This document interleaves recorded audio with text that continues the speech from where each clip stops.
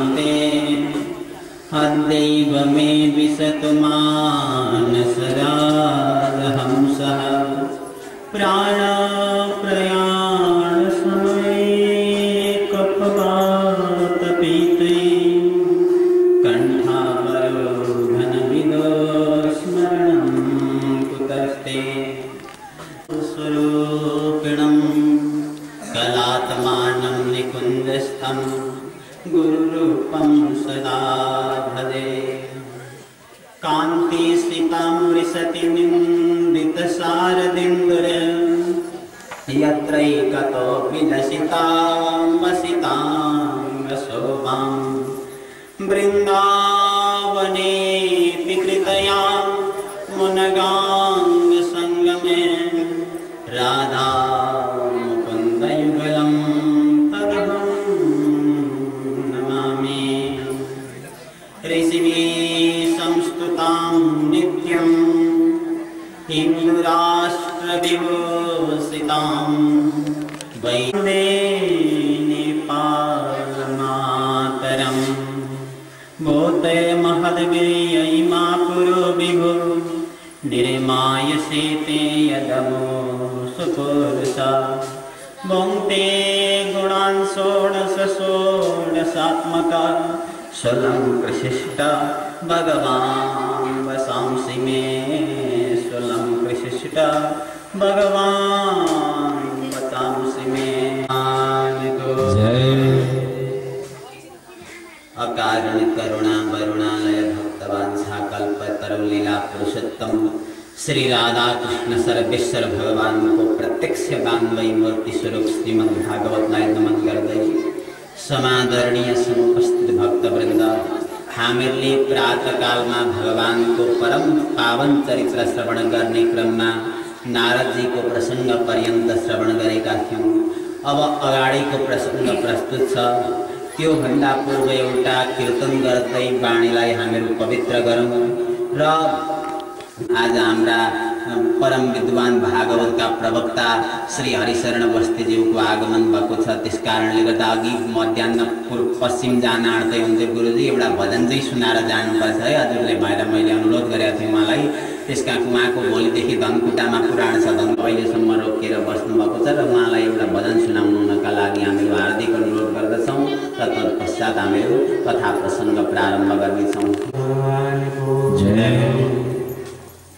वंशे विभूषितकरान्नवनीरदावात् पीताम्बरदरुणबिम्बफलाधरुष्टात् पूर्णेन्दुसुन्दरमुखादरबिम्बनेत्रात् कृष्णात् परं किमपि तत्त्वमहं न जाने कृष्णात् परं किमपि तत्त्वमहं न जाने।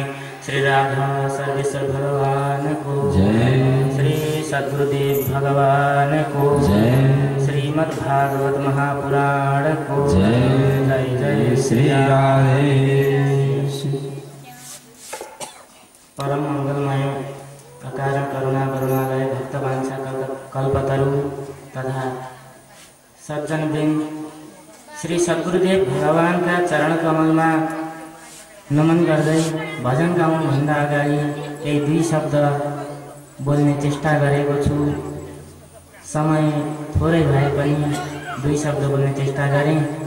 सद्गुरुदेव भगवानको आशीर्वाद कृपाद्वारा आज यहाँ श्रीमद् भागवत महापुराण हाम्रा मेरो त सद्गुरुदेव नै हुनुहुन्छ जसले कथा गर्दै हुनुहुन्छ, किनभने वृन्दावनमा हामीलाई अध्ययन उहाँले नै गराउनु भयो, अध्यापन उहाँले नै गराउनु भएको छ। त्यसकारणले मेरो सद्गुरुदेव हुनुहुन्छ जसले अध्ययन गराउँदै हुनुहुन्छ र साथमा बस्नुभएका जो गुरुजी हुनुहुन्छ उहाँले पनि अध्ययन अध्यापन गराउनु भएको छ, कुराहरू सिकाउनु भएको छ। त्यसकारणले बहुत परम हर्षको कुरो हो श्री गुरुजीले बोलाउनु भयो यहाँ भागवत हुँदैछ भनेर। त्यसकारणले भगवानको महती भगवानको कृपाद्वारा आज यहाँ श्रीमद् भागवत महापुराण जस्तो दिव्य भव्य आनन्दमय भगवानका लीला पुरुषोत्तम प्रभुका दिव्य कथाहरू गुरुदेवका मुखारविन्दबाट प्रस्फुटित भएका छन्। किनभने श्रीमद् भागवत भनेको कस्तो भन्दाखेरि देवानाम अपि दुर्लभ, जो देवताहरू छन्, जो सुरहरू छन्, तिनीहरूलाई पनि दुर्लभ छ। हामी त मनुष्य भएर पनि यहाँ आएर यो पृथ्वी तलमा आएर श्रीमद् भागवतको दिव्य महिमाको श्रवण गर्ने अधिकारी बनेका छौँ। त्यसकारणले बहुत भाग्यको कुरो हो। आउनुहोस् श्री सद्गुरुदेवका चरणबिन्दमा दण्डवत गर्दै दिव्य भगवानको कीर्तनमा लाग्ने नै छौँ। श्री पुराण पुरुषोत्तम भगवानको छोडेर जानु छ एक दिन त यो चोला, छोडेर जानु छ एक दिन त यो चोला, छोडेर जानु छ एक दिन त यो चोला, छोडेर जानु छ एक दिन त यो चोला। आज नै सोचौँ है भोलि त के होला, आज नै सोचौँ है भोलि त के होला, आज नै सोचौँ है भोलि त के होला, आज नै सोचौँ है भोलि त के होला। बितेको त्यो दिन फर्केर आउँदैन, बितेको त्यो दिन फर्केर आउँदैन, प्रभुलाई नपाई चौरासी काटिन, प्रभुलाई नपाई चौरासी काटिन्न, प्रभुलाई नपाई चौरासी काटिन, प्रभुलाई नपाई चौरासी काटिन्न। छोडेर जानु छ एक दिन त यो चोला, छोडेर जानु छ एक दिन त यो चोला, आज नै सोचौँ है भोलि त के होला, आज नै सोचौँ है भोलि त के होला। धन र सम्पत्ति कहिलेलाई साँचेको, धन र सम्पत्ति कहिलेलाई साँचेको, मन त रहिरहन्छ बाहिर हाँसेको, मन त रोइरहन्छ बाहिर हाँसेको, भर नपर भर नपर भर नपर भर नपर, जान्छ पन्छे उडेर घुँडा छोडेर, जान्छ पन्छी उडेर घुँडा छोडेर, जान्छ पन्छे उडेर घुँडा छोडेर, जान्छ पन्छी उडेर घुँडा छोडेर, छोडेर जानु छ एक दिन त यो चोला, छोडेर जानु छ एक दिन त यो चोला, आज नै सोचौँ है भोलि त के होला, आज नै सोचौँ है भोलि त के होला।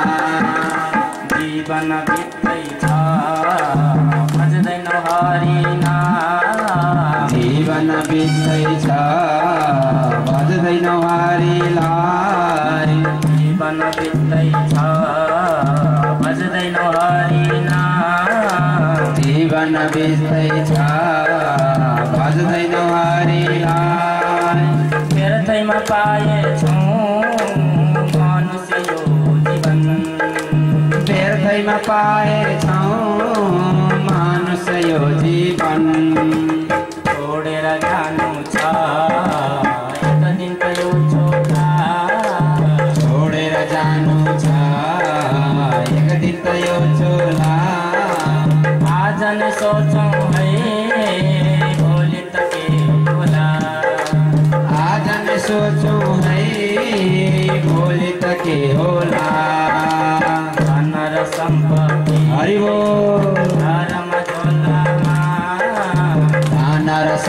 कति घरमा झोलामा बाँसको डोलामा जान्छन् खोलामा बाँसको डोलामा लान्छन् खोलामा पर नपर पर नपर पर नपर पर नपर जान्छ पन्छे उडेर घुँडा छोडेर जान्छ पन्छी उडेर घुँडा छोडेर छोडेर जानु छ एक दिन त यो झोला छोडेर जानु छ एक दिन त यो झोला आज नै सोचौँ है भोलि त के होला आज नै सोचौँ है भोलि त के होला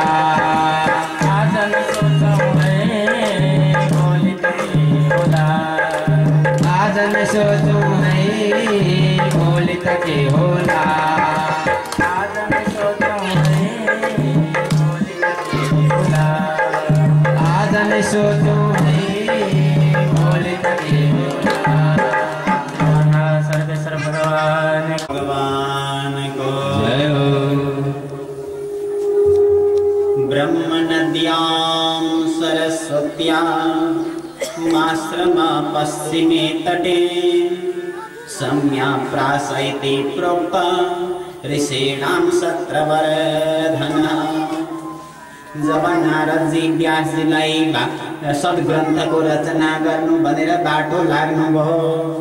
बाटो लागिसकेपछि ब्रह्म नद्यां सरस्वत्यामाश्रम पश्चिमे तटे सरस्वती नदीका तटमा बद्रीनाथमा सरस्वती नदीका तटमा चाहिँ व्यासजीको आश्रम रहेछ, जुन स्थानलाई चाहिँ सम्याप्रास भनेर भनिन्थ्यो। सम्याप्रास इति प्रोक्त ऋषीणां सत्रवर्धना। यस प्रकारको स्थानमा बस्नुभयो व्यासजी। बसेर चाहिँ आँखा चिम्लिनुभयो। आँखा चिम्लेर समाधि लगाउनुभयो। समाधि लगाएर चाहिँ समाधिद्वारा नै श्रीमद् भागवतको रचना गर्नुभयो। अरु ग्रन्थ जस्तो रचना गरेको होइन, श्रीमद् भागवतको समाधिमा आँखा चिम्लेर चाहिँ रचना गरेको ग्रन्थ हो श्रीमद् भागवत। गरेर के गर्नुभयो भन्दाखेरि 3 पल्ट त्यसलाई अध्ययन गर्नुभयो, पुनरावृत्ति गर्नुभयो। कहीँ गल्ती छ कि बिग्रिया छ कि गलत छ कि भनेर चाहिँ पल्टाउँदै हेर्दै हेर्दै गर्नुभयो। त्यति गरिसकेपछि कहीँ गल्ती छैन। त्यसपछि पढेको कुरो के गर्नुपर्छ भन्दाखेरि पढाउनुपर्छ। त्यसो गर्यो भने के हुन्छ भन्दाखेरि आफूलाई पनि अधिकतम बढेर जान्छ। आफूले पढ्दा 50 थियो भने पढाएपछि मात्रै 100 हुन्छ। केवल पढ्दा मात्रै 50% कहिल्यै ज्ञान हुँदैन। पढाइसकेपछि मात्रै 100%मा पुग्छ त्यो। त्यसकारणले गर्दा उहाँले आफ्ना कुटियामा ब्राह्मण पुत्रहरू भेला गर्नुभयो, शिष्य भेला गर्नुभयो। त्यसपछि भागवतको अध्यापन गराउनुभयो। पढाउँदै जानुभयो। बहुत विद्यार्थीले पढे। गुरुजीले भन्नुभयो त्यसपछि व्यासजीले आफ्ना विद्यार्थीलाई, बाबु हो, जब तिमीहरू जङ्गलमा दाउरा काट्न जान्छौ, दाउरा काट्न जाँदाखेरि जङ्गलमा पनि कहिलेकाहीँ भागवतका श्लोकहरू उच्चारण गर्नु है भन्नुभएको थियो। ल हुन्छ भनेर भने विद्यार्थीहरूले। सारा विद्यार्थी जङ्गलमा दाउरा काट्नका लागि गइसकेपछि एक दिनको कुरो जहाँ सुखदेव स्वामी व्यासका पुत्र समाधि लगाएर बस्नु भएको थियो, ती छेउमा दाउरा काट्न पुगेछन् त्यहाँका विद्यार्थी। त्यसपछि गएर चाहिँ त्यहाँ आवाज लगाए, एउटा विद्यार्थीले श्लोक उच्चारण गरो। के भन्छ एउटा विद्यार्थी भन्दा, भगवान श्रीकृष्णको सुन्दरताको विषयमा प्रस्तुत गरो। ऊ भन्छ, बरहा पीडम नटवर बपुः कर्णयो कर्णिकारम बिभ्रदवास कनक कपिसम वैजयन्तीं च मालां रणरां वेणो रदर सुदया पूरयन् गोपवृन्दर वृन्दारण्यं सुपदरमणं प्रामिसद गीतकीर्तिः। भगवान श्री कृष्ण को सुंदरता का विषय में बताएको श्लोक। भगवान श्री कृष्ण कस्तो हुनुहुन्छ भन्दा बरहा पीडम माने मोर मुकुट लगाउनु भएको छ, नट बर बपु यसो हेर्दाखेरि बुरुक्क उठेर नाचिहाल्नुहुन्छ कि क्या हो त्यस प्रकारको शरीर देखिन्छ। अनि कर्णयो हो कर्णिकारम, भगवानले आफ्ना कानमा कर्णिकाको पुष्प लगाउनु भएको छ। विव्रतवास अत्यन्त चम्किला कपडा छन्। कनक कपिसम वैजयन्तीं च मालां, वैजयन्तीको माला लगाउनु भएको छ। त्यसपछि रन्ध्रां वेणोरधर सुदया पूरयन् गोपवृन्दरे, भगवानले मुरली वादन गर्नुहुन्छ र वृन्दावनका भूमिलाई पवित्र गर्दै त्यो वृन्दावनका भूमिमा विचरण गर्नुहुन्छ भन्ने अर्थ भएको श्लोक गायन गरे। जब श्लोक गायन गरे त्यो श्लोक सुखदेवका कानमा पुग्यो। कानमा पुगिसकेपछि उहाँले विचार गर्नुभयो, राम राम राम, म यो निराकार ब्रह्मको चिन्तन गरेर अहिलेसम्म बसेको थिएँ। साकार परमात्मा श्रीकृष्ण त्यति सुन्दर, म त्यसका शरणमा जानु पर्यो भनेर फुत्त उठ्नुभयो। उठेपछि उहाँले विचार गर्नुभयो, काहीँ सुन्दरतामा अहङ्कार पनि हुन सक्छ। सुन्दरता त त्यति हुन्छ, भरे त बुढो जोगी कहाँ आएको यहाँ, म तेरो आवश्यक छैन भन्ने भन्दा म के गर्नु त कृष्णले। होस् जान्न, मेरो निर्गुण ब्रह्म नै ठिक छ भनेर फेरि बस्नुभयो समाधिमा। फेरि बस्नु भएको थियो। अर्का शिष्यले अर्को श्लोक उच्चारण गरो। त्यो के भन्छ भन्दाखेरि भगवानको दयाका विषयमा, भगवानका करुणाका विषयमा त्यसले गायन गरो। के भन्छ, अहो बकीयं स्तनकालकोटं जिगांसया पाययतप्य साध्वी, लेवे गतिं दात्र्युचितां ततन्यं कं वा दयालुं शरणं व्रजेम। अहो बकीयं स्तनकालकूटम, अहो माने आश्चर्यको कुरो। बकी माने बकासुरकी बहिनी पुतनाले के गरी भन्दा स्तनकालकूटम, स्तनमा कालकुट विष लगाई। त्यसपछि भगवानलाई मार्नका लागि गई, परन्तु मार्नका लागि जाने वाली पुतनालाई पनि भगवान श्रीकृष्णले मुक्ति गति प्रदान गरी बक्स्यो भनेपछि मार्न जाने वालालाई त भगवानले मुक्ति दिनुहुन्छ भने अरूलाई भगवानले दिन के बाँकी राख्नुहुन्छ होला भन्ने भावनाको जब श्लोक गायन गरे, मार्छ यसैको अर्थ मार्छो कृष्ण मणि लगाई स्तनमा, कालकूट नामको विष जान्छे सामु त पुतना हरिजीका, लिएर ठुलो रिस। यस्ती दुष्ट नै स्वयं प्रभुजीले दिए त मातृ गति, अर्को को छ दयालु कृष्ण बिच फेर अत्यन्त कोमल मति। अर्को को छ दयालु कृष्ण बिच फेर अत्यन्त कोमल मति। मार्न जाने वालीलाई त भगवानले मुक्ति गति प्रदान गर्नुभयो भने यदि भगवानको साँच्चै शरणमा जान्छ भने त्यसलाई भगवानले दिन के बाँकी राख्नुहुन्छ होला भन्ने भावनाको जब श्लोक गायन गरे, गायन गरिसकेपछि सुखदेवले सोच्नुभयो सुन्दरता पनि त्यत्रो, दयालुपना पनि यत्रो, म त्यसैका शरणमा जान्छु भनेर फुत्त उठ्नुभयो। उठेर त्यो श्लोकको आवाज कताबाट आउँदै त्यो खोज्दै खोज्दै जानुभयो। परतिर जाँदा व्यासजीका शिष्यलाई देख्नुभयो र सोध्नुभयो, बाबु त्यो श्लोक तिमीहरूले नै गायन गरेको संस्कृतको श्लोक भन्नुभयो। हो त गुरुजी, हामीहरूले नै गायन गरेको। ओहो, त्यो श्लोक तिमीहरूले कहाँ पढ्यौ भनेको हाम्रा गुरुजीले पढाउनु भएको। अरू पनि छन् भनेको केवल 2टा होइन 18,000 श्लोक छन्। को तिमीहरूको गुरुजी भनेको व्यासजी, द्वैपायन व्यास। ओहो, तिमीहरूका त गुरुजी मेरा त पिता पनि हुनुहुन्छ, म जान्छु साथमा भनेर त्यसपछि सुखदेव ती शिष्यका साथमा लागेर पुनः व्यासजीका भएठाउँ फर्किनुभयो। व्यासजी पनि अत्यन्त हर्षले गदगद हुनुभयो आफ्नो पुत्रलाई पाएर। त्यसपछि व्रतबन्ध संस्कार गर्नुभयो। व्रतबन्ध संस्कार गरेर वेद पढाउनुभयो।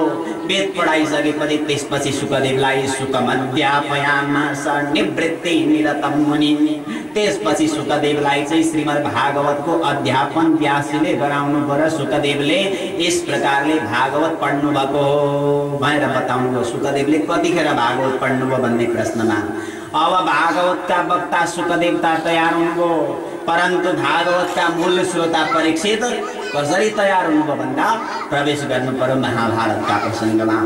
यदा मृदे कौरवसृञ्जयानां वीरेश्वतो वीरगतिं गतेषु वृकोदरा विद्यगदा विमर्श भग्नोर्दण्डे धृतराष्ट्रपुत्रे। यदा मृदे कौरवसृञ्जयानां, महाभारतको युद्धको अन्तिम परिस्थिति थियो। भीमसेनले भीमसेनले दुर्योधनलाई गदाले हानेर दुर्योधनको कम्मर भाँचेका थिए। दुर्योधन रणभूमिमा लडेको थियो। त्यस प्रकारको परिस्थिति थियो। त्यो परिस्थितिमा अश्वत्थामा पुगे। अश्वत्थामा पुगेर चाहिँ अश्वत्थामाले भने दुर्योधनलाई, दुर्योधन तिमीले गल्ती गर्यौ, त्यही भएर चाहिँ तिम्रो यस्तो परिस्थिति आएको भने। के गल्ती गरेँ मैले भनेको मलाई महारथी बनायौ न, त्यस कारणले गर्दा यो दुर्दशा भोग्नु परेको। मलाई यदि महारथी बनाउँदैौ भने यो दुर्दशा भोग्नु पर्ने थिएन। म पाँचै भाइलाई मार्थेँ पाण्डव जति। त्यसो भए केही बिग्रेको छैन। लु अझै पनि म तिमीलाई महारथी बनाउँछु भनेर चाहिँ सरक्क त्यहाँको माटो निकाले। दुर्योधनले आफ्ना रक्तले रञ्जित भएको माटो त्यसपछि अश्वत्थामाका शिरमा लगाइदिसकेपछि अश्वत्थामा त्यहाँबाट लागे बाटो। कतिखेर लागे भन्दा रात्रिका समयमा जाने व्यवस्था मिलाए। भगवान श्री कृष्णले त्यो कुरो थाहा पाउनुभयो। पाण्डवलाई भन्नुभयो आज हाम्रा शिविरमा सुत्नु हुँदैन, अन्तैन भन्नुभयो। लागे पाण्डव बाटो। तर पाण्डवले किन भनेर प्रश्न गरेनन्। महाभारतको युद्धमा पाण्डवले विजय गर्ने क्षमता नै यही कारणले गर्दा पाएका हुन्। भगवानले यो काम गर्नुपर्छ भनेपछि किन भन्ने प्रश्न कहिल्यै गर्दैनथे। उनीहरू कहिले गर्दैन भन्नुको लागे बाटो। पाण्डु पुत्रलाई भन्नुभयो बाबु तिमीहरू नि हिँड भनेर भनेको होइन, हामीहरूलाई त बडा निन्द्रा लागेको छ, हामीहरू यही सुत्छौँ भने भगवानले मनमा नै भन्नुभयो यिनै सुतिरह सधैँ भन्नुभयो। लाग्नुभयो बाटो। जब लाग्नुभयो बाटो लागिसकेपछि अश्वत्थामा रात्रिका समयमा तरवार लिएर आयो। जब तरवार लिएर आइसकेपछि विचार गरे जहाँ पाण्डव सुतेका थिए त्यहाँ पाण्डवका पुत्र सुतेका थिए 5 जना। गएर चटाचट 5 जना छोराको शिर काटेर लगाए बोरामा लगाएर लिएर गए। त्यहाँबाट लगेर चाहिँ दुर्योधन भए ठाउँ लगेर फ्याँकिदिए। मैले काट्ने 5 वटा शिर भनेर दुर्योधन बडा प्रसन्न भयो। शत्रुको शिर पाए बाहिर च्याप्प समाउने बाबु पट्टै फुट्यो एउटा शिर। त्यसपछि दुर्योधनले भन्यो बाबु अश्वत्थामा तिमीले गल्ती गर्यौ, यो पाण्डवको शिर होइन भने। होइन कसको त भन्दा पाण्डवका शिर यति सजिलै फुट्दैनन्। बुढाबाट निकालेर हेरेको हेर्दा त पाण्डवका होइन रहेछन्, पाण्डवका 5 भाइ पुत्रका रहेछन्। बडा शोक भयो दुर्योधनलाई। दुर्योधनले अश्वत्थामालाई भने बाबु तिमीले हामीलाई तिलाञ्जली दिने मान्छे पनि नराखिकन लग्यौ होइन भनेर चाहिँ तत्काल दुर्योधनको मृत्यु भयो। किन भन्दा दुर्योधनलाई कसैले श्राप दिएको थियो जतिखेर अत्यन्त हर्ष र अत्यन्त दुःख हुन्छ त्यो समयमा तेरो मृत्यु हुन्छ भनेको थियो। अत्यन्त हर्ष भयो पाण्डवको शिर पाएँ भनेर। भरे पाण्डव होइन रहेछन्, पाण्डवका पुत्र रहेछन्। त्यस कारणले गर्दा शोक भयो। तत्काल दुर्योधनको मृत्यु भयो। अब यतापट्टि अर्को दिन बिहान प्रातःकाल भयो। प्रातःकाल भइसकेपछि पाण्डव फर्केर आए आफ्ना शिविरमा। द्रौपदी पनि आइन्। द्रौपदी आएर बाहिर हेर्छिन् अहिलेसम्म छोरा उठेका छैनन्। बिहानै 4 बजे उठ्दै सन्ध्यावन्दन गर्थे। आज अत्तो पत्तो छैन। के हो परिस्थिति भनेर पुगिन् छेउमा जाँदाखेरि माता शिशूनां निधनं सुतानां निशम्य घोरं परिताप्यमाना तदा रुदबाष्पकलाकुलाक्षी तां सान्त्वयन्नाह किरीटमाली। माता शिशुको निधनै सुनेर सन्तप्त हुन्छिन् परिताप भएर। रुँदै बगाई कणा सुधारा बिजनै पुगो देह समस्त सारा। बिजनै पुगो देह समस्त सारा। सर्व द्रौपदी जानुभयो, गर हेर्नुभयो। हेर्दाखेरि पुत्र त छन् परन्तु पुत्रका केवल घड मात्रै बचेका छन्, शिर छैनन्। बडा दुखी हुनुभयो। अब त छेउमा पुगिन् पुत्र समक्षमा। धड मात्र थिए शिरहीन उहाँ। रुँदै कराई गरी हाय हाय छोराहरूका शिर नै नपाई। छोराहरूका शिर नै नपाई। जानुभयो। गर छेउमा गएर बडा विलाप गर्नुभयो। द्रौपदीको विलाप सुनेर हतार हतार पाण्डव भित्र प्रवेश गरे। प्रवेश गर्दाखेरि पुत्रका शिर छैनन्। कुवाको थियो यहाँ भन्दाखेरि अश्वत्थामा आएका थिए भन्ने पत्तो लाग्यो। अर्जुनले तत्काल संकल्प गरे, द्रौपदी जसले हाम्रा पुत्रको शिर काटो त्यसलाई म जिउँदो राख्ने छुइनँ। बाहिर सर्र निक्ले। भगवान श्री कृष्ण सारथी बनेर जानुभयो। अर्जुन आएको अश्वत्थामाले थाहा पाए लागे बाटो। जब बाटो लागे अश्वत्थामा अगाडि अगाडि भागे, अर्जुन पछाडि पछाडि जाँदै जाँदै जाँदै गरिसकेपछि अश्वत्थामालाई जब अर्जुनले भेट्न आँटे तत्काल अश्वत्थामाले आफ्नो ब्रह्मास्त्र प्रहार गरे। ब्रह्मास्त्र प्रहार गर्ने बित्तिकै भगवान श्री कृष्णले भन्नुभयो, अर्जुन चिन्ता नगर, अश्वत्थामाका गुरु र तिम्रा गुरु एउटै हो, द्रोणाचार्य। अश्वत्थामाका पिता पनि हो, तर द्रोणाचार्यले ब्रह्मास्त्र खिच्ने विधि अश्वत्थामालाई सिकाउनु भएको छ, हान्ने विधि तर खिच्ने विधि सिकाएको छैन। तिमीलाई हान्ने विधि पनि सिकाएको छ, खिच्ने विधि पनि सिकाएको छ, किन भन्दा तिमी गुरुदेवका परम प्रिय शिष्य हौ। त्यसकारणले गर्दा ब्रह्मास्त्रलाई समाप्त गर भन्नुभयो। तत्काल अर्जुनले बाण निकालेर ब्रह्मास्त्र समाप्त गरे। ब्रह्मास्त्र समाप्त जब भयो त्यसपछि गएर अर्जुनले च्याप्प समाए। समाएर लिएर आए, बाँधे रथमा। कसरी बाँधे भन्दा पशुम रसनया यथा, जसरी एउटा गाई वस्तुलाई चाहिँ डोरीले बाँधिन्छ हो त्यस्तै प्रकारले बाँधे। तब लिएर गए सभामा। सभामा सारा व्यक्ति बसेका छन्। कस्तो छ अश्वत्थामाको परिस्थिति भन्दा तथारितम पशुबल पाशबद्ध मवाङ मुखम करे मजुगपेसितेन निरीक्ष्य कृष्ण पकृतमे गुरु सुतम वाम स्वभावा कृपया नाम च वाम स्वभावा कृपया नाम च तथारितम पशुबद पाशबद्ध, जसरी एउटा पशुलाई डोरीले बाँधेर ल्याइन्छ त्यस्तै प्रकारले अश्वत्थामालाई ल्याइएको छ। तथारितम पशुबद पाशबद्ध अवामुखम मुखाजौँदो छ। किन भनेको कर्म जुगुप्सितेन, आफ्नै गलत कर्मले गर्दाखेरि। अब त्यो परिस्थितिमा के भयो भन्दाखेरि सर्र सभामा लग्यो। एक नम्बरमा लाइनमा द्रौपदी बस्नु भएको थियो। द्रौपदीले के गरिन्, अश्वत्थामालाई आफ्ना पुत्रको हत्यारा अगाडि उपस्थित छ। त्यो समयमा एउटी आमाले त्यो हत्यारालाई के गरिन् भन्दा यहाँ त बडा अचम्मको विलक्षण स्थिति छ। के छ भन्दाखेरि वाम स्वभावा कृपया नाम च वाम स्वभावा कृपया नाम च। हे मेरा गुरुपुत्र, हजुरलाई मेरो जय नमस्कार भनेर नमस्कार गर्नुभयो। गरिसकेपछि अब उवाच चासहन, सारा आश्चर्यचकित भए। होइन यसलाई त उठाएर चप्पलले हान्नु पर्ने। द्रौपदीले के हो नमस्कार भन्दाखेरि के भन्छन् भन्दा उवाच चासहन्त्यस्य वन्दना नैनं सती मुच्यतां मेष ब्राह्मणो नितरां गुरुः। यसलाई बिल्कुल छोडिदिनु होला, उहाँलाई छोडिदिनुहोस्, किन भनेको ब्राह्मण हो। अर्को नम्बरमा नितराम गुरु हो, हाम्रा गुरुदेव भइबस्छन्।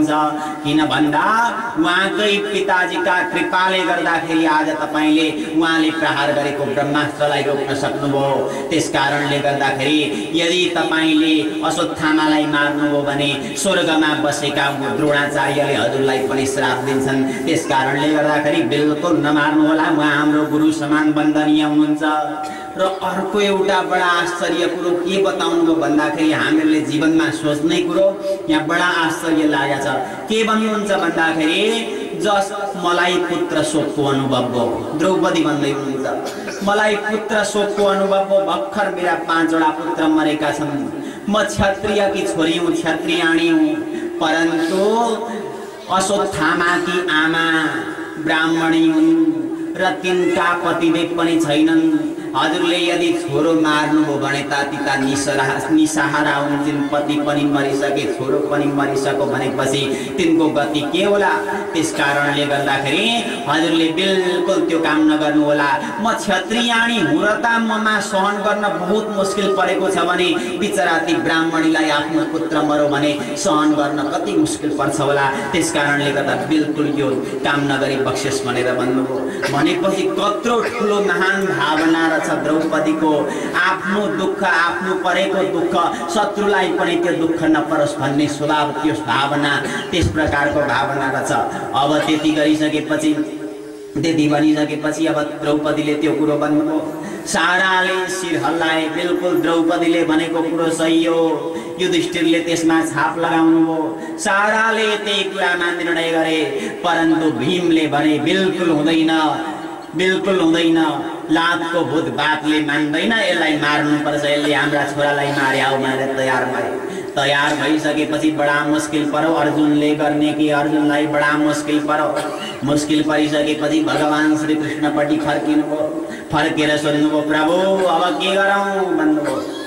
त्यसो भन्दा भगवान श्री कृष्णले भन्नुभयो, मैले त शास्त्रमा एउटै कुरो जानेको छु भन्नुभयो। के कुरो हजुर भनेको? ब्रह्म बन्धुरे न हन्तव्य आतताई वदार्हण मयैवो भय न माम्नातं परिपाह्य अनुशासनमे।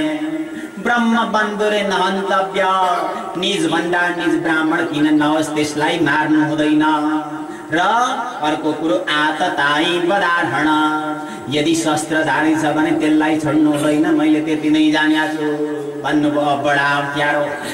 फेरि अर्जुनले भगवानपट्टि फर्केर सोध्नुभयो, होइन हजुर हजुर उभिँदा पनि 3 ठाउँ टेढो भएर उभिनुहुन्छ, कुरा पनि त्यस्तै टेढा टेढा गर्नुहुन्छ, के हो कुरो मैले भनेको। तर भगवान श्री कृष्णका पक्का शिष्य अर्जुन हुनुहुन्थ्यो। किन भन्दाखेरि 18 अध्याय गीताको उपदेश भगवान श्री कृष्णले अर्जुनलाई नै दिनुभएको थियो। त्यस कारणले गर्दाखेरि उहाँले कुरो बुझ्नुभयो। बुझेर के गर्नुभयो भन्दा अश्वत्थामाका शिरमा उम्रेको एउटा मणि थियो, त्यो मणि काटिदिनुभयो। त्यहाँ 4 पाटा मोडिदिनुभयो। 4 पाटा मोडिदिएर चाहिँ हातमा बाँधेर त्यो सभाबाट निकालिदिनुभयो। निकालिदिसकेपछि मानव मृत्यु पनि भयो, मृत्यु भएन पनि, दुवै कुरो भयो। त्यहाँबाट बाटो लागे अश्वत्थामा बाटो लागेर चाहिँ के गरे भन्दा सरल अगाडि गए। अर्को फेरि एउटा फटाई गरे। के फटाई गरे भन्दा अर्जुनका पुत्र अभिमन्युकी पत्नी उत्तराका गर्भमा एउटा बालक थियो। त्यो बालकलाई मार्नका लागि ब्रह्मास्त्र प्रहार गरे। जब ब्रह्मास्त्र प्रहार गरिसकेपछि उत्तरा गुडुडु कुद्दै गइन् भगवान बैठाउँ। भगवान श्री कृष्णलाई हात जोडेर के भन्छन् भन्दा, पाहि पाहि महायोगिन देव देव जगतपते नान्यं त्वदभयं पश्ये यत्र मृत्यु परस्परम। पाहि पाहि महायोगिन देव देव जगतपते, प्रभु रक्षा गर्नु पर्यो। कसको रक्षा भनेको मेरो रक्षा होइन हजुर। कसको रक्षा भनेको मेरा गर्भमा हजुरको भक्त छ, त्यो भक्तको रक्षा गर्नु पर्यो। यो ब्रह्मास्त्रले डराउनै पर्यो भनेर भनिसकेपछि भगवान सानो अंगुष्ठ मात्र भएर चाहिँ सट्ट प्रवेश गर्नुभयो। प्रवेश गरेर चाहिँ भित्र जानुभयो। भित्र गएर चाहिँ भगवानले उत्तराका पेटमा गएर सुदर्शन चक्रद्वारा तत्काल त्यो ब्रह्मास्त्रलाई शान्त गर्नुभयो। परीक्षित परम भाग्यमानी जसले गर्भावस्थामै भगवान श्री कृष्णको दर्शन प्राप्त गर्न सके। दर्शन प्राप्त भयो भगवान श्री कृष्णको। अब भगवान बाहिर निक्लिनुभयो। बाहिर निक्लिसकेपछि अब म द्वारका लागि है भनेर रथमा बसेर तयारी हुनुभएको थियो। उताबाट बुढो कुन्ती माता आउनुभयो। कुन्ती माताले आएर भगवानलाई भन्नुभयो, नमस्ते पुरुषं त्वाद्य ईश्वरं प्रकृते परम अलक्ष्यं सर्वभूतानां अन्तर्बहिरवस्थितं। नमस्ते प्रभु, हजुरलाई नमस्कार भन्नुभयो। त्यसो भनेपछि भगवान श्री कृष्णले कुन्ती मातालाई भन्नुभयो, माताजी उल्टो गंगा हजुरले कता बगाउनु भएको। म हजुर मेरी फुपू, म हजुरको भला, मैले पो हजुरका चरणमा दण्डवत गर्नुपर्ने त हजुरले आएर चाहिँ मलाई नमस्कार गर्ने हो भनेर भन्नुभयो। होइन होइन, मैले कहाँ मेरा भतिजालाई नमस्कार गरे हो र कहाँ मैले मेरा भरालाई नमस्कार गरे हो र। कसलाई गरेको भन्दाखेरि ईश्वरम प्रकृते परम, प्रकृतिदेखि पर परम पुरुष परमात्मालाई मैले नमस्कार गरेको।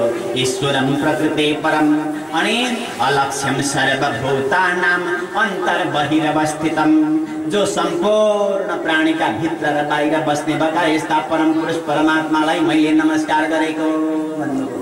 भगवानले फेरि सोध्नुभयो, होइन माताजी म भित्र पनि बस्छु बाहिर पनि बस्छु भन्नुहुन्छ अनि सबैले त देख्दैन त मलाई भन्नुभयो। हैन नि प्रभु, बिचमा एउटा पर्दा लागेको छ, त्यो पर्दाले गर्दा कहाँ देख्न पाउँछन् र, त्यो पर्दा हट्नु हो भने त देखिहाल्थ्यो नि भन्नुभयो।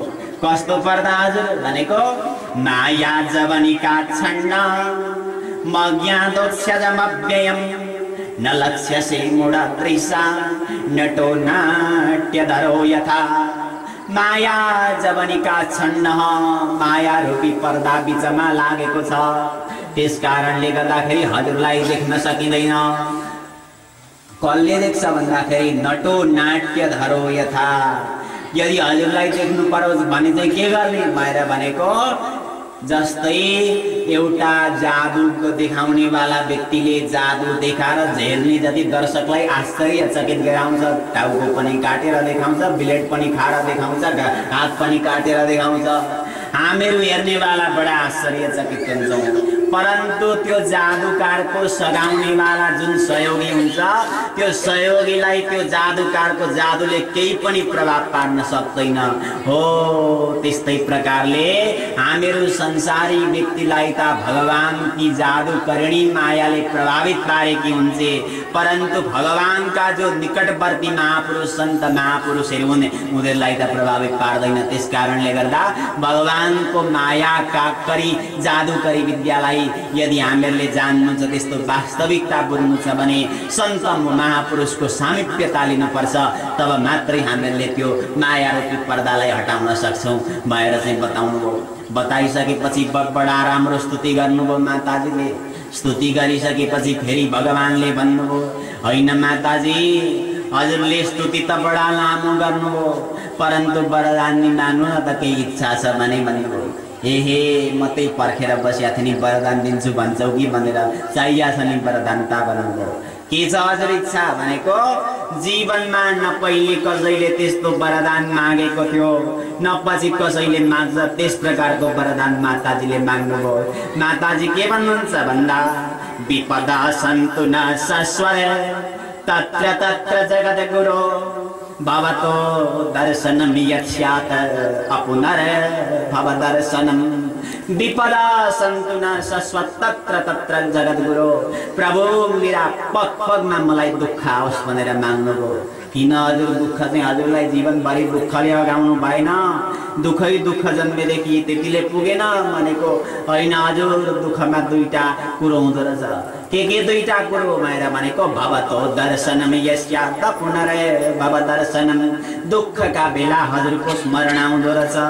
हामीहरूलाई त्यस्तै हुन्छ नि परिस्थिति। आनन्द भयो भने त्यति साह्रो बिर्सिआइन्छ, भगवानलाई अलिक कष्ट आयो, अप्ठ्यारो परिस्थिति भइजायो, प्रभु श्रीराम राम राम कसरी बचाउनुहुन्छ प्रभु भनेर हामीहरूलाई पनि स्मरण आउँछ। त्यस कारणले गर्दाखेरि प्रभु यदि दुःख भयो भने हजुरलाई म कहिल्यै भुल्नेवाली छुइनँ। अनि त्यति नभुलेपछि भवतो दर्शनम्, हजुरको दर्शन पाइन्छ। अनि मेरो दर्शन पाएको चाहिँ के छ फाइदा भनेको, अपुनर भव दर्शनम्, मोक्ष प्राप्ति हुन्छ। त्यस कारणले गर्दाखेरि प्रभु अब मलाई सदा सर्वदा जिन्दगीमा दुःख आओस् भनेर माग्नु। मागेपछि भगवानले भन्नुभयो, माताजी दुःख त हजुरले माग्नुभयो नि, तर के गर्नु, जो मान्छेसँग जे चिज छ त्यही चिज निकालेर दिने हो।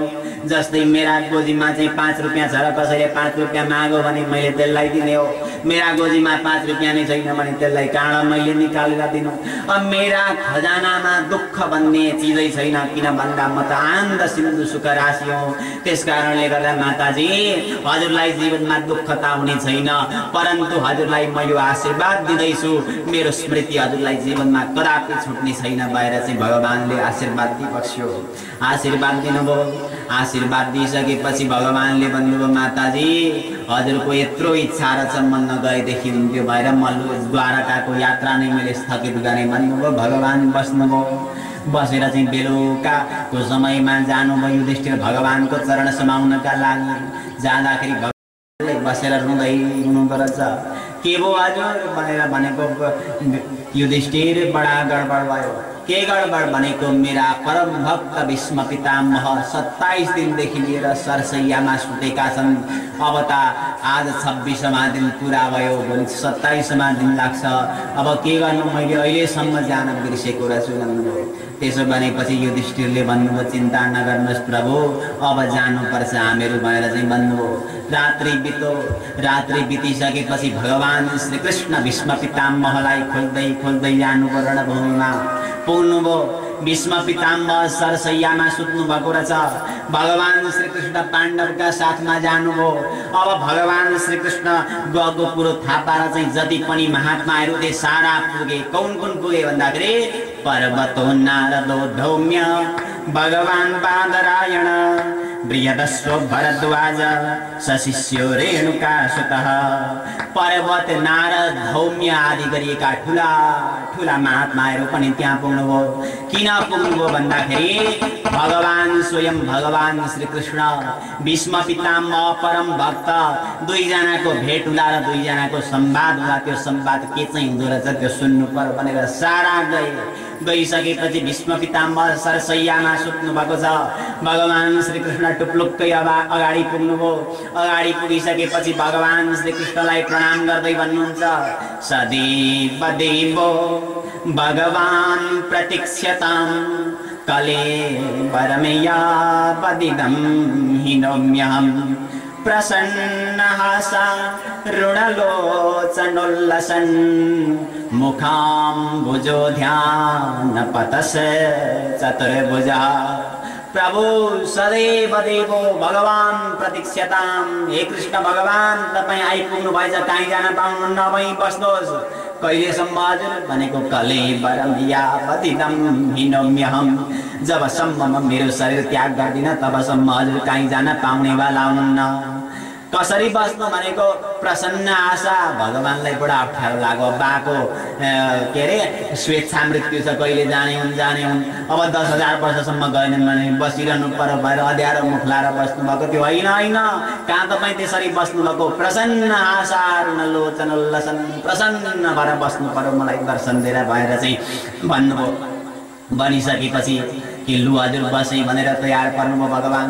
हजुरलाई प्रश्न छ पहिलो नम्बरमा भन्नुभयो भीष्म पितामहले। के प्रश्न हजुर भनेर भनेको, म 100 जन्मदेखिको ब्रह्मचारी छु, मलाई 100 जन्मदेखिको स्मरण छ। मैले 27 दिन पर्यन्त यसरी बाणका शैयामा सुत्नु पर्ने कुनै कुकर्म गरेको थिइनँ। यो कुन कुकर्मका प्रभावले गर्दाखेरि हजुरले मलाई यो बाणका शैयामा सुताउनु भएको, मलाई बताइबक्सोस् भनेर चाहिँ प्रश्न गर्नुभयो। प्रश्न गरिसकेपछि भगवान कृष्णले भन्नुभयो, भीष्म पितामह हजुरलाई केवल हजुरको 100 जन्म मात्र याद छ, तर मलाई हजुरको 101 जन्म पूर्वको पनि कुरो याद छ भन्नुभयो। के छ भन्दा 101 जन्म पूर्व हजुर एउटा घमण्डी राजा हुनुहुन्थ्यो। बाटामा जाँदै हुनुहुन्थ्यो रथमा चढेर। बाटामा एउटा सर्प सुतेको रहेछ। तपाईले त्यो सर्पलाई देख्नुभयो। देखिसकेपछि यो अमङ्गलको सूचक सर्प यहाँ सुतेको रहेछ भनेर फुत्त बाणले उठाउनु भयो। उठाएर बाटादेखि बाहिरपट्टि फ्याँक्दिनुभयो। बाहिर काँडाको झ्याङ थियो। त्यो काँडाका झ्याङमा गएर चाहिँ त्यो सर्प उन्मेर चाहिँ 27 दिन पर्यन्त अड्केर बस्यो। त्यस कारणले गर्दा त्यो सर्प 27 दिन बसेका कारणले गर्दा हजुर पनि यो बाणका शैयामा 27 दिन पर्यन्त सुत्नु परेको हो। यदि अरू हुन्थे भने 27,000 वर्ष पर्यन्त नरकको यातना भोग्नु पर्थ्यो। परन्तु हजुर मेरो भक्त भएका कारणले गर्दाखेरि हजुरलाई चाहिँ मैले छुट गराएर चाहिँ केवल 27 दिन मात्रै बाणका शैयामा सुताएको हो भनेर भगवान कृष्णले भन्नुभयो। भनिसकेपछि भीष्म पितामहले भन्नुभयो, प्रभु बिल्कुल कुरो सही हो। अब युधिष्ठिरलाई भन्नुभयो, युधिष्ठिर यस्ता महापुरुष फेरि आउँदैनन्, केही सोध्नु छ भने सोधिहालै, मौका यही हो भन्नुभयो। त्यसपछि युधिष्ठिर छेउमा जानुभयो, गएर प्रश्न गर्नुभयो। प्रश्न गरिसकेपछि भीष्म पितामहले दान धर्मान राज धर्मान मोक्ष धर्मान विभागस स्त्री धर्मान भगवत धर्मान समास व्यास योगता। दान धर्मान, दानको धर्म के हो, दान कसरी गर्ने, दान कस्तालाई गर्ने, सारा कुरो। राज धर्मान, राजाको धर्म के हो, राजाको नीति के हो, राजनीति के हो, राजाले प्रजाको व्यवस्था कसरी गर्नुपर्ने त्यो कुरो। मोक्ष धर्मान, मोक्षको धर्म के हो, कसरी मोक्ष प्राप्त हुन सक्छ। स्त्री धर्मान, स्त्री जातिको धर्म के हो, सारा कुरो विभाग गरेर चाहिँ सुनाउनु भयो। यहाँ त केवल संकेत मात्रै गरेको छ, यसको विशेष प्रसङ्ग महाभारतमा पाइन्छ। यो अब यी सारा कुरो सुनिसकेपछि भगवान श्रीकृष्णपट्टि फर्किनुभयो भीष्म पितामह। अब उत्तरायण पनि लाग्यो। भगवान श्रीकृष्ण पनि उत्तरायण, यता समय पनि उत्तरायण। कसरी उत्तरायण? भगवान श्रीकृष्ण भन्दा उत्तरायाः उदर एव अयनो यस्य स इति उत्तरायण। उत्तराको पेटमै जसको निवास छ त्यस्ता उत्तरायण, अर्थात् उत्तराका पेटमा भगवान श्रीकृष्ण प्रवेश गरिसक्नु भएको थियो।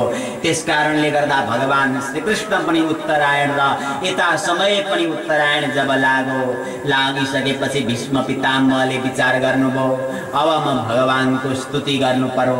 स्तुति त गर्ने, तर केले गर्ने स्तुति भन्दाखेरि पुष्प चढाउनु पर्ने, पुष्प छैन साथमा, यस प्रकारको परिस्थितिमा छु।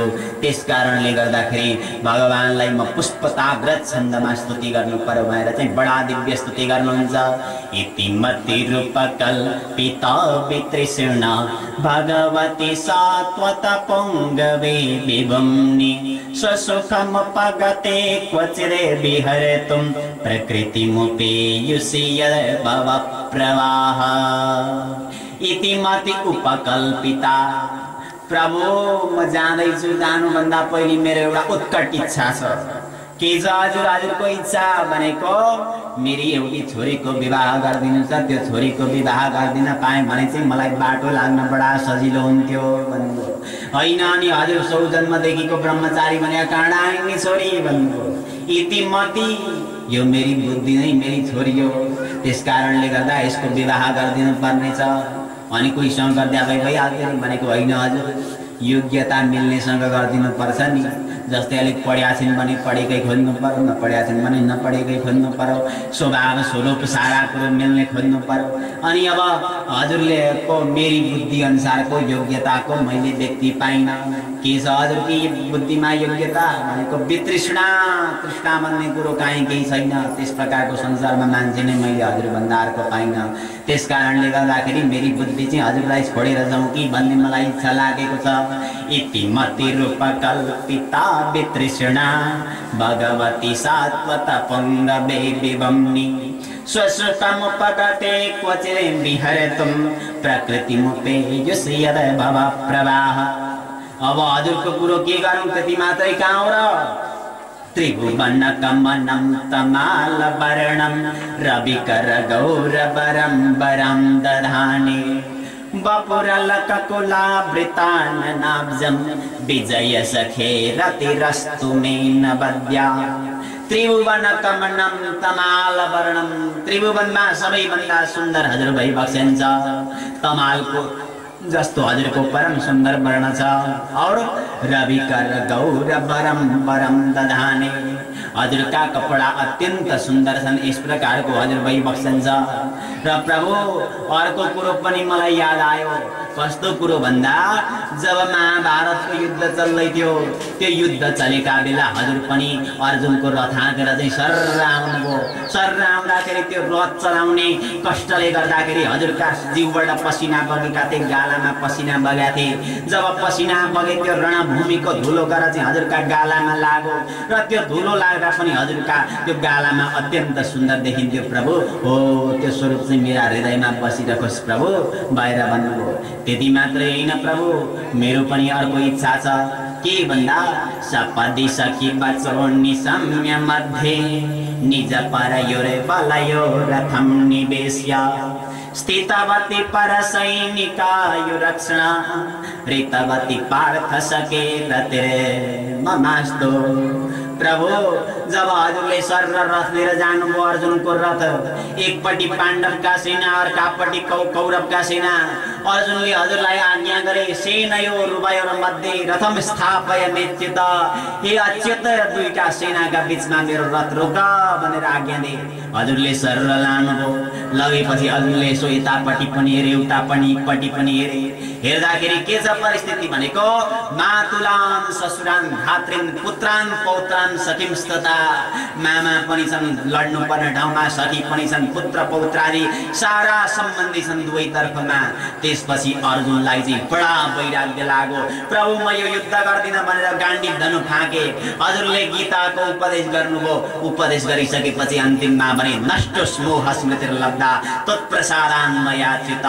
प्रभु मेरो मोह नष्ट भयो हजुरका कृपाले गर्दा भनेर चाहिँ धनु निकालेर चाहिँ हजुरले युद्ध गर्ने बनाउनु भयो। युद्ध नगर्ने भएका अर्जुनलाई पनि गीताको उपदेश गरेर रणभूमिमा। अनि अर्को कुरो, जब युद्ध हुने तयारी थियो, युद्ध हुने तयारीमा दुर्योधन बैठाउँ सहयोग माग्नका लागि, तपाईँ बैठाउँ सहयोग माग्नका लागि। युधिष्ठिर पनि गए, दुर्योधन पनि गयो सहयोग माग्नका लागि। हजुरले एकपट्टि नारायणी सेना, एकपट्टि आफू राख्नुभयो। दुर्योधनले नारायणी सेना माग्यो, अर्जुनले आफूलाई मागे। तर हजुरले के भन्नुभयो भन्दाखेरि महाभारतको युद्धमा त जान्छु तर म शस्त्र अस्त्र चलाउँदिन भनेर प्रतिज्ञा गर्नुभयो। त्यो कुरो आयो, दुर्योधनले मलाई सुनायो, हजुर कृष्णले पाण्डवको पक्ष लिए तर उनले प्रतिज्ञा गरेका छन् कि म शस्त्र अस्त्र चलाउँदिन भनेर भने। त्यसो भनिसकेपछि मलाई पनि बडा रिस उठ्यो कि म चाहिँ क्षत्रिय पुत्र होइन, म पनि क्षत्रिय पुत्र हुँ।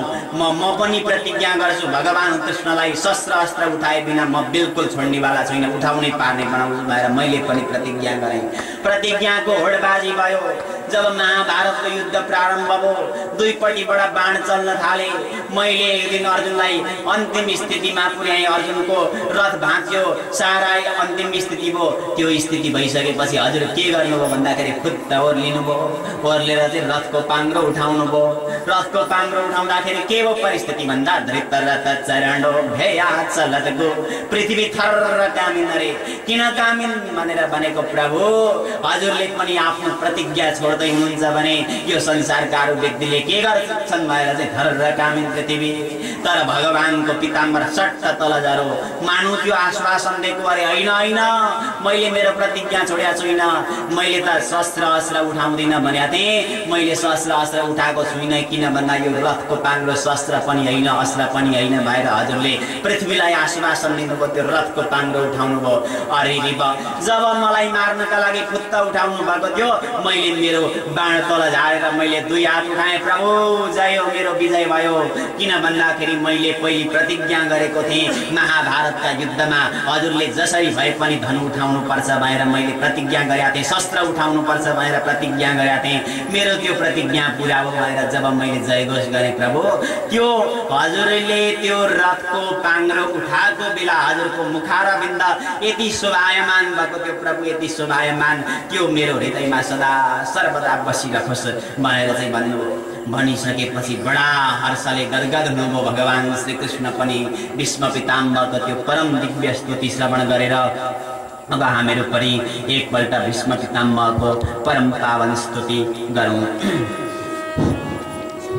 भक्तवत्सल भगवानको म आज जाँदैछु,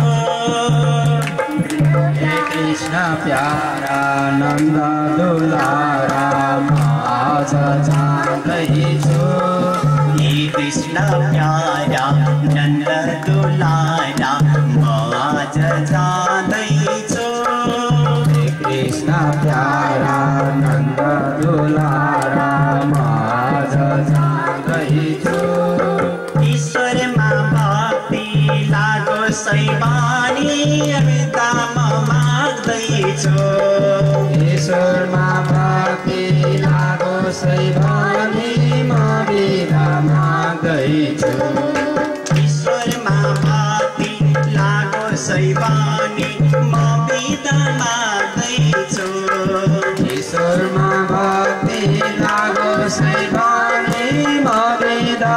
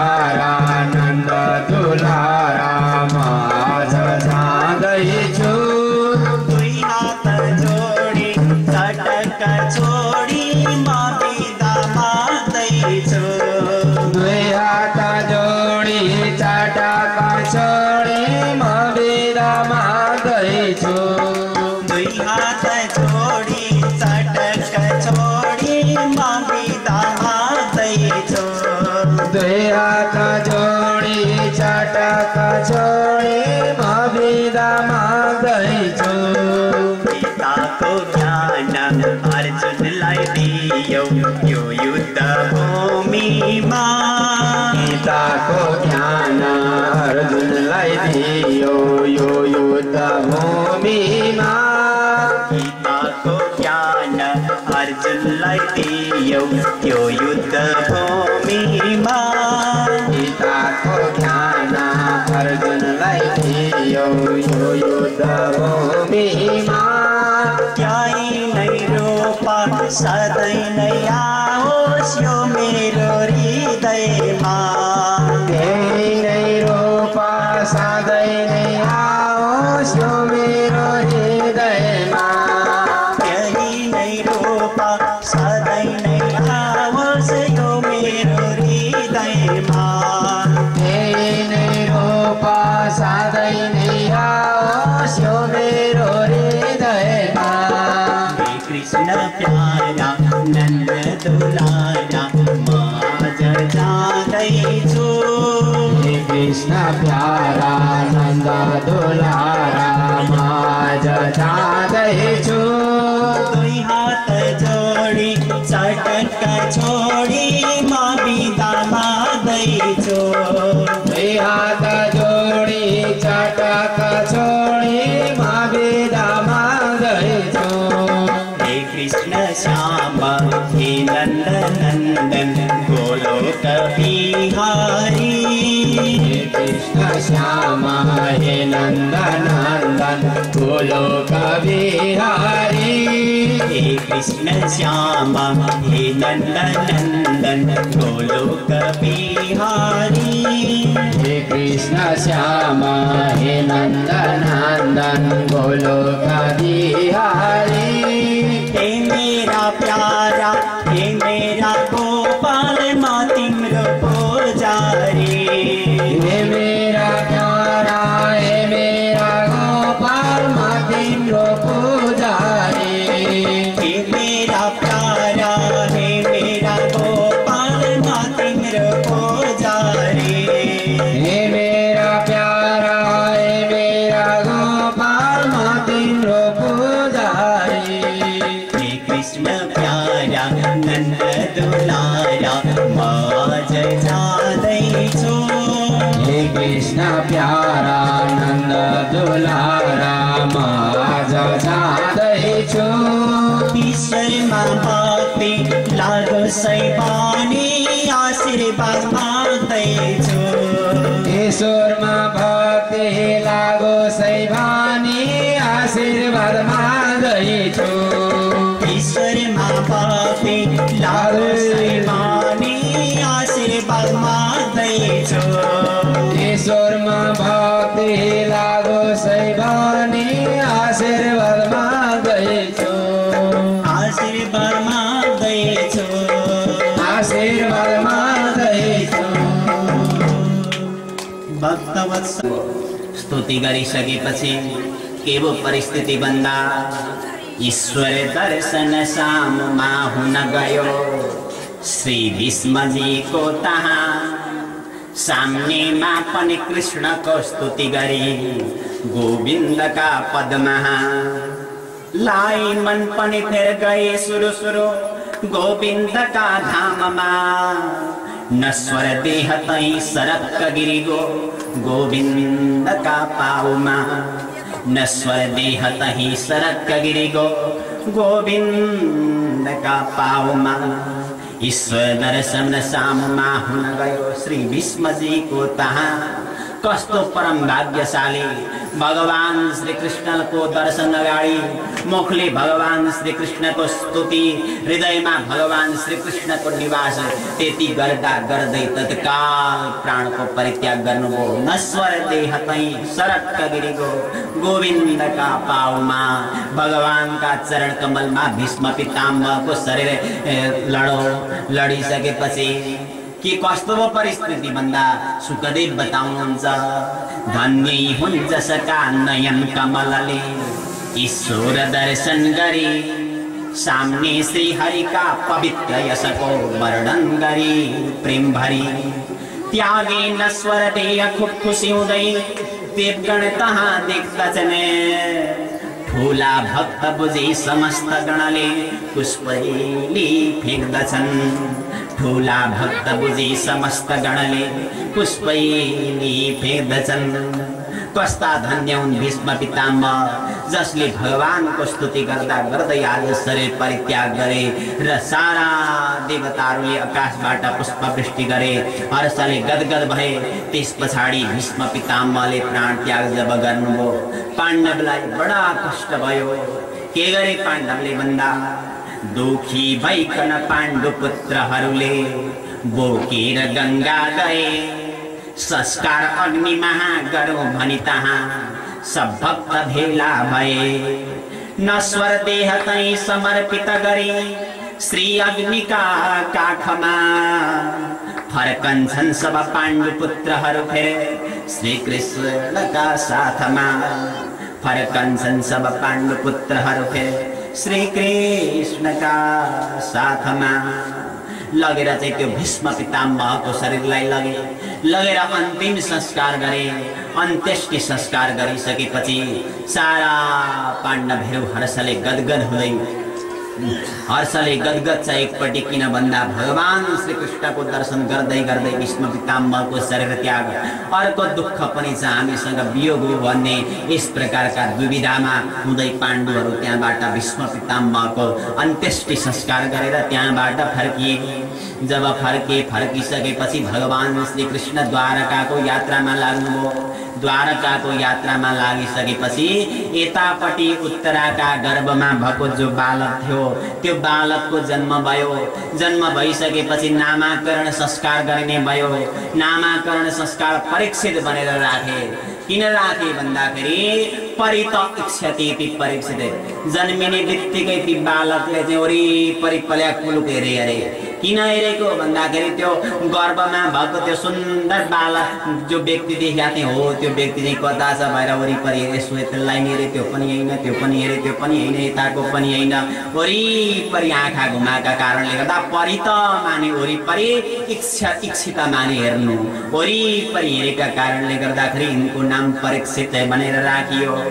जब परीक्षितलाई राखिसकेपछि एक दिनको कुरो, अर्जुन भगवान कृष्णलाई भेट्नका लागि द्वारकाको यात्रा गरे। द्वारकाको यात्रामा गए। यात्रामा जाँदाखेरि भगवान श्री कृष्ण धराधाम छोडेर चाहिँ गोलोकधाम सवारी भएको सूचना पाए। 6 महिनापछि बडा दुखी भएर फर्केर आए। दुखी भएर फर्केर आइसकेपछि युधिष्ठिरलाई भने दाजु कलियुग लागेछ भने। किन भनेको भगवान पृथ्वीलाई छोडेर स्वधाम फिर्ती सवारी हुनुभयो भनेपछि तत्काल युधिष्ठिरले पनि ती बालकलाई राज्याभिषेक गर्नुभयो। ती परीक्षितलाई राज्याभिषेक गरेर चाहिँ 4-5 भाइ द्रौपदीका साथमा उत्तराखण्डको यात्रा गर्दै गर्दै स्वर्गतर्फको प्रस्थान गर्नुभयो। अब यतापट्टि परीक्षितले जब राज्य शासन गर्न थाले, राज्य शासन गर्ने क्रममा एक दिन हेर्दै जाँदै त्यो कता के हुँदैछ भनेर सारा व्यक्तिहरू धर्ममा बसेका छन्। पाण्डवहरूले जुन संस्कार दिएको थियो जो संस्कारमा बसेका छन्। कोही व्यक्तिहरू पाण्डवको कीर्ति गायन गर्दैछन्। ओहो यस प्रकारका पाण्डव ते भन्छन्। सारा कुरो सुन्दै एक ठाउँ पुगे। एक ठाउँ जाँदा बडा आश्चर्यको घटना देखे। कस्तो आश्चर्यको घटना भन्दा एउटा शूद्रले गाईलाई लात्तले हान्दै रहेछ। बडा रिसुको परीक्षितलाई आफ्नो तरबार निकाल्नुभयो। तरबार निकालेर चाहिँ तँलाई म मार्नु पर्यो भनेर उठाउनु भएको थियो। हजुर म शरणागतको रक्षा गर्नुहोस् भनेर भनिसकेपछि के हो कुरो भन्नुहोस् भनेको हजुर म कलियुग हुँ भन्नु। ए त्यसो भए यो छोडेर जा, यो मेरो राज्यमा नबस भन्नुभयो। हजुर जहाँदेखि सूर्य उदाउँछन् र जहाँसम्म अस्ताउँछन् त्यहाँसम्म हजुरको राज्य, अनि म कता जानु भन्नु। एहे त्यसो भए के गर्ने भनेर भनेको, तँलाई म स्थान विशेष दिउँला न त भन्नुभयो। के को स्थान विशेष भनेको, स्थान द्यूतम पानम स्त्रिय सुना यत्र धर्म चतुर्विदः। द्यूतम माने जहाँ जुवातास खेलिन्छ त्यहाँ गएर बस्नु, 1 नम्बर ठाउँ तँलाई त्यो दे। पानम माने जहाँ मदिरा पान गरिन्छ त त्यहाँ गएर बस्नु भनेर भने त्यो पनि स्थान भयो। स्त्रिय माने जहाँ गणिकागमन गरिन्छ त्यहाँ पनि त गएर बस्नु, र सुना माने जहाँ हिंसा हुन्छ त्यहाँ पनि गएर बस्नु। तेरा लागि 4वटा कोठाको व्यवस्था मैले गर्दै भनेर भन्नुभयो। किन भन्दाखेरि यीबाट चाहिँ कलियुगको प्रारम्भ हुन्छ अरे। अब जब 4 स्थान दिनुभयो, 4 स्थान दिइसकेपछि हजुर मेरो परिवार बडा ठुलो छ, म हटाउँदिनँ त्यति 4वटा कोठामा भन्नु। किन त केही राम्रो पनि दिनुहोस् न, अलिक राम्रो, सबै बेकारै बेकार कोठा दिनुभयो भन्नु। त्यसो भनेपछि परीक्षितले भन्नुभयो होइन, तँसँग केही राम्रो गुण भएको भए पो म राम्रो कोठो दिएँ, त तँसँग राम्रो गुणै छैन भन्नुभयो। होइन हजुर एउटा बडा राम्रो गुण छ भन्नुभयो। के छ गुण भनेको, यत् फलम नास्ति तपसा न योगेन समाधिना तत्फलम लभते सम्यक् कलौ केशव कीर्तनात्। यत् फलम नास्ति तपसा न योगेन समाधिना। अरू युगमा हजारौं वर्ष पर्यन्त तपस्या गर्दा जो फल पाइन्थ्यो त्यो फल कलियुगमा केवल एकछिन भगवानको नाम संकीर्तन गर्नाले पाइन्छ। हजुर मेरो गुण भनेको त्यो हो, त्यस कारणले गर्दाखेरि मलाई राम्रो कोठो दिनुहोस् भनेर भन्नु। साँच्चै हो पनि कलियुगमा नाम संकीर्तनको अत्यन्त ठुलो महत्व बताएको छ। नाम संकीर्तनलेको के भनिएको छ भन्दाखेरि, चक्रम चक्री वज्रमादाय वज्री दण्डम दण्डी पाशमादाय पाशी धावन्ते वा अग्रता पृष्ठतश्च राधा राधा वादिनो रक्षणाय। राधा राधा वादिनो रक्षणाय। चक्रम चक्री माने भगवान विष्णु चक्र लिएर चाहिँ त्यसको रक्षा गर्नका लागि हुनुहुन्छ अरे। चक्रम चक्री दण्डमादाय दण्डी, दण्ड लिएर यमराज हिँड्छन् त्यसको रक्षा गर्नका लागि। अनि चक्रम चक्री दण्डमादाय दण्डी, पाशम पाशी, पाशो लिएर वरुण त्यसको रक्षा गर्नका लागि हिँड्छन्। पाशमादाय पाशी। अब सुलम सुली शङ्करजी त्रिशूल लिएर त त्यसको रक्षा गर्नका लागि हिँड्नुहुन्छ। कसको भनेर भनेको, राधा राधा वादिनो रक्षणाय। राधा राधा वादिनो रक्षणाय। जसका मुखबाट चाहिँ राधा राधा नाम निक्लिन्छ हो त्यो व्यक्तिको रक्षा गर्नका लागि भएर बताएको छ। अब फेरि एउटा शङ्का उत्पन्न हुने भयो, के नाम लिँदाखेरि अब नाम त लिनु, अब जतिखेर बसेर लिन भ्याइँदैन नाम लिन, के गर्ने अब नाम लिन त सम्भव छैन त। किन भन्दाखेरि अब अफिस पनि जानु पर्यो, खेती पनि गर्नु पर्यो, पढ्न स्कुल पनि जानु पर्यो, सारा काम सबैका आफ्ना कार्य क्षेत्रमा सबै व्यक्ति व्यस्तता हुन्छ। नाम कतिखेर लिने हजुर फुर्सदै छैन भन्ने कुरा आउँछ। तर नाम लिनका लागि प्रशस्त समय छ। कसरी समय छ भन्दाखेरि, जस्तै उदाहरण, गायत्री मन्त्र जप्नु पर्यो भने पल्याटी मार्नै पर्छ, आचमन गर्नै पर्छ, आँखा चिम्लेर सिधा हुनै पर्छ। ऊ गुरुजीहरू गर्दै हुनुहुन्छ। तर भगवानको नाम लिनका लागि त्यो अनिवार्यता छैन। जसरी जुन स्थितिमा पनि लिन सकिन्छ। यहाँबाट माथि विराट चोक सब्जी किन्न जानु पर्यो, सब्जी किन्न गयो साइकल लिएर भनेपछि विराट चोकसम्म जाने समय र त्यहाँ सब्जी किन्ने समय र यहाँ आउने समय मुखको काम केही छैन। यहाँबाट भगवानको स्मरण गर्दै गर्दै विराट चोक पुग्न सक्यो, विराट चोकबाट सब्जी लिएर यहाँ आउन सक्यो। संसारको व्यवहारिकता हुनु पनि अत्यन्त आवश्यकता छ। किन भन्दाखेरि व्यवहार कमजोरी हुनु भनेको पनि एउटा ठुलो कमजोरको पक्ष हो। व्यवहारिकतामा नै कमजोर हुनु भएन। व्यवहारिकतामा बसिसकेपछि कि या त पुरै त्यागी फक्कडबाट हिँड्न सक्नु पर्यो। नभए व्यवहारिकताको साथसाथमा पनि भगवानको भक्ति गर्न सकिन्छ। जस्तै गोपिनीले के गरे, झोलीमाला लिएर बसे भन्दा कहिले जीवनमा झोलीमाला लिएर बस्दै बसेन। झोलीमाला भनेको के हो गोपिनीलाई सायद थाहा पनि थिएन होला। तर भक्तका नाममा किन अग्रगण्य आउँछ गोपिनीको भनेको, जतिखेरै भावना भगवान श्रीकृष्ण प्रति समर्पित, जतिखेरै भगवान श्रीकृष्णको स्मरण, जतिखेरै भगवान श्रीकृष्णको नाम मुखमा आएका कारणले गर्दाखेरि गोपिनी अग्रगण्यमा थिए। किन भन्दाखेरि पक्कै पनि बसेर भजन गर्ने फुर्सद गोपिनीको थिएन। गाई गरिब परिवारका हुन् गोपिनी बनेका, गाई पाल्नेवाला हुन्, गाई पालेर दुध निकालेर चाहिँ त्यसको नुहाउने दही दुध बेच्नेवाला परिवारका व्यक्ति हुन् गोपिनी बनेका। त्यस कारणले गर्दाखेरि यिनीहरूको परिस्थिति के थियो भन्दाखेरि जतिखेरै भगवानको लागि कार्य गर्ने। एउटी गोपिनीले एक दिन सोधी दही बेच्न जानु पर्ने भयो, कता जाने भनेर भनेको अर्कीले पनि यहाँ सुन्न, चलो सखी वहाँ जाइए जहाँ बसत ब्रजराज, दधी बेचत हरि मिले एक पंथ दो काज, दधी बेचत हरि मिले एक पंथ दो काज। चलो सखी वहाँ जाइए, वहाँ जाऊँ, कहाँ जाऊँ भनेको जहाँ बसत ब्रजराज, जहाँ भगवान श्री कृष्ण गाई चराउनका लागि गाई लिएर जानु भएको छ हो त्यतै जाऊँ। किन हजुर भनेको दधी बेचत हरि मिले एक पंथ दो काज। वहाँ दही व्यापार पनि हुन्छ, भगवान कृष्णको दर्शन पनि पाइन्छ। त्यस कारणले गर्दाखेरि एक पंथ दो काज। गए दहीको घडा बोकेर भगवान श्री कृष्ण कता गाई चराउन जानु भएको थियो, त्यही बाटामा पुगे। बाटामा पुगेर दहीका हन्डी राखे, हन्डी राखेर चाहिँ हजुर दही ले लो, दही ले लो, दही ले लो भन्न थाले। भन्दै भन्दै भन्दै जाँदै एकछिन के भएछ भन्दाखेरि भगवान श्री कृष्णको अत्यन्त स्मरण भएका कारणले गर्दाखेरि दधीको नाम भुल गई ग्वालिन, लीलो जी को ही श्याम सलोना। दधीको नाम भूल गई ग्वालिन, लीलो जी को ही श्याम सलोना। दही ले लो, दही ले लो भन्दा बिर्सियो अब त श्याम ले लो, श्याम ले लो, श्याम ले लो भने होइन। यो श्याम ले लो के भनेको भनेको ए हामीहरू त बिर्सिएछौँ त दही ले लो, श्याम ले लो भन्न थालेछौँ, दही ले लो भन्दै थियौँ भएर भने त्यस प्रकारको तदाकार वृत्ति आइसकेको थियो। कारण के भन्दाखेरि भगवानको उत्कट भजन भएका कारणले गर्दा, भगवानको उत्कट स्मरण भएका कारणले गर्दाखेरि त्यो स्थितिमा पुगेका थिए।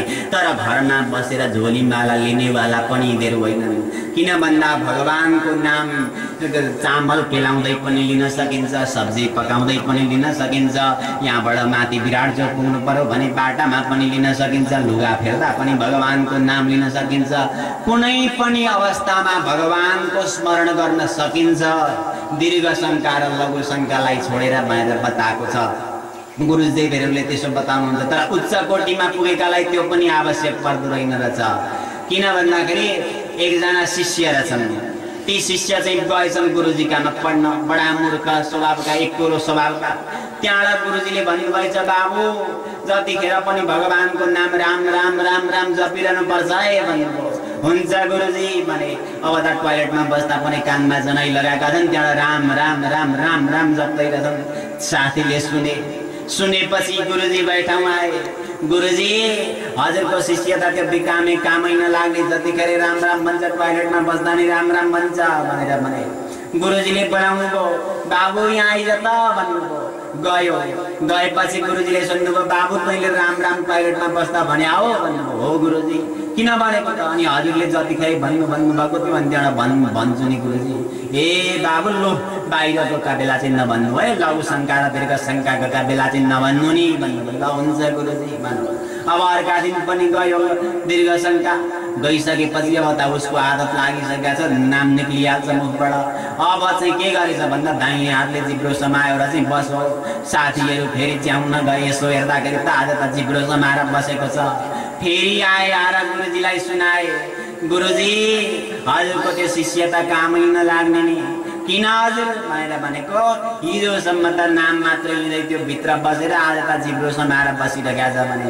ए हे लु म त्यसलाई सम्झाउँछु भन्नुभयो। बाबु यहाँ आइज भन्नुभयो। गयो अनि पछि जिब्रो समाएर बसेका पछाडि नि आज हो भन्नुभयो। हो गुरुजी किन भनेको हजुरले अस्ति सधैँ जतिखेर भगवानको नाम लिनु भन्नुभयो म लिन थालेँ आदत परिहाल्यो किन भन्दाखेरि आदत पढेको कुरो हटाउन बडा गाह्रो पर्छ त्यस कारणले गर्दाखेरि आदत पढ्न बडा गाह्रो हुन्छ अनि त्यहाँ अब हजुरले नाम लिनु भन्नुभयो अब त्यतिखेर हिजो नलिनु भन्नुभयो अनि त्यहाँबाट त्यतिखेर लिन्छ कि मैले जिब्रो समाएको क्या आइहाल्छ मुखबाट नाम अब जिब्रो समाएपछि त आउँदैन नि भन्नुभयो भनिसकेपछि आदत लाउन मात्रै बडा मुस्किल रहेछ आदत लगाइसकेपछि भइहाल्दो रहेछ यहाँ हाम्रो गाई छ हाम्रो घरमा एउटा गाई छ दुन बस्यो भने एउटा खुट्टो बुरुक बुरुक उठाउँछ त्यो किन उठाएको भन्दाखेरि 3 वर्ष पहिले त्यसको उतापट्टिको थुनमा घाउ भएको थियो घाउ हुँदाखेरि तान्ने क्रममा चाहिँ एउटा खुट्टो खुत्त उठाउँथ्यो अब त्यो उठाउँदाखेरि अब अहिले पुरै घाउ ठिक भएको केही छैन अब तान्दाखेरि चाहिँ यो उठाउनु पर्छ भन्ने उसलाई आदत लागिसकेको छ भनिसकेपछि एउटा पशुलाई त गोडामा आदत लाग्दो रहेछ भने मनुष्यलाई त आदत लगाउने इच्छा हुँदा र चाहना हुँदा जसरी भए पनि आदत